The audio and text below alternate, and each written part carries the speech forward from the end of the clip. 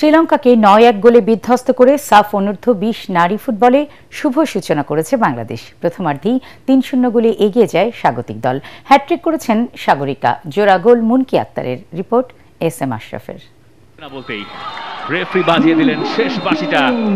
এ যেন ফুটবলের সবুজ গালিচায় লাল সবুজের রঙে আঁকা এক শিল্পকর্ম। বসুন্ধরার কিংস এরিনায় ইতিহাসের পাতায় নতুন এক পালক যোগ করল মেয়েরা। ৯-১ জিতে বাংলাদেশ শেষ করলো। সাফ অনূর্ধ্ব-২০ চ্যাম্পিয়নশিপের প্রথম ম্যাচেই বাংলাদেশ ঝড় তুলল শ্রীলঙ্কার বিপক্ষে। দরকার ছিল সেই ফাইনাল টাচটাই এলো রূপার কাছ থেকে, কিন্তু গোল সংখ্যার বাইরে ছিল মেয়েদের চোখে মুখে স্বপ্নের আলো, ছিল দেশের জন্য উজাড় করে দেওয়ার প্রতিজ্ঞা।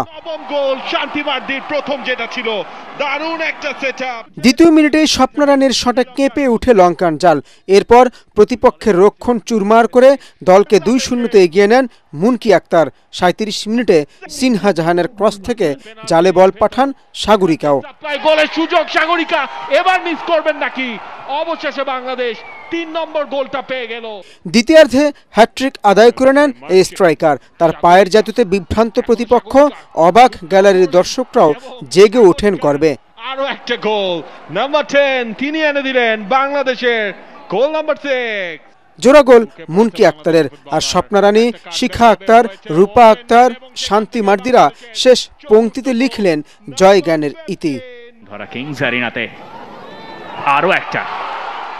SM Ashraf, ATN Bangla, Dhaka. শেষে গোল।